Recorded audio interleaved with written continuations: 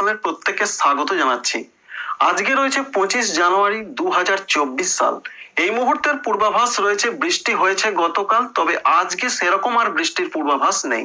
তবুও দক্ষিণবঙ্গের উপকূলবর্তী জায়গাগুলোর দিকে সকালও বা একটু বেলা পর্যন্ত কোনো কোনো অংশে হালকা বা খুবই হালকা বৃষ্টি হতে পারে। অন্যদিকে ভয়ঙ্কর একটা পরিস্থিতি আবার দক্ষিণবঙ্গের জন্য আপডেট দিলেন আলিপুর আবহাওয়া দপ্তর। 4 ডিগ্রি সেন্টিগ্রেড পর্যন্ত সর্বনিম্ন তাপমাত্রাটা নামবে। সুতরাং বুঝতে পারছেন যে কতটা ঠান্ডা পরিস্থিতি আসতে পারে। তবে এর সঙ্গে যারা ঠান্ডা ভালোবাসে না তাদের জন্য রয়েছে সুখবর, কারণ একদিকে যখন ঠান্ডা বাড়বে অন্যদিকে দুইটি পশ্চিমী ঝঞ্ঝা আবারও আসছে। একটি আসছে আজকে রাতের দিকে এবং আরেকটি আসছে 27 জানুয়ারি তারিখের দিকে।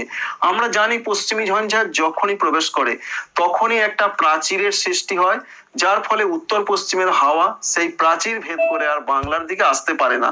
তাই এটা স্বাভাবিক, যখন পশ্চিমী ঝঞ্ঝা আবার আসবে আবার ঠান্ডা কমার সম্ভাবনা রয়েছে অন্তত 2 বা 3 দিন পরই। এটা জেনারেলি হয়ে থাকে। তবে এখানে দেখতে হবে পশ্চিমী ঝঞ্ঝার শক্তি কতটা। যদি ছোটখাটো পশ্চিমী ঝঞ্ঝা আসে তাহলে ঠান্ডা অব্যাহত থাকবে বাংলায়।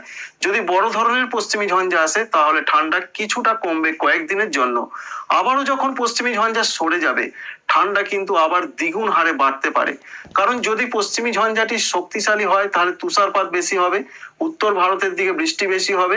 যখনই পশ্চিমী ঝঞ্ঝা পূর্ব দিকে সরবে তখনই সেই হিমশীতল তুষারের ওপর দিয়ে উত্তর পশ্চিমের ঠান্ডা বাতাস এলেই ঠান্ডা আরো বাড়বে বাংলার দিকে। এটাই রয়েছে আবহাওয়ার পূর্বাভাস। অন্যদিকে রয়েছে একাধিক ঘূর্ণাবর্ত।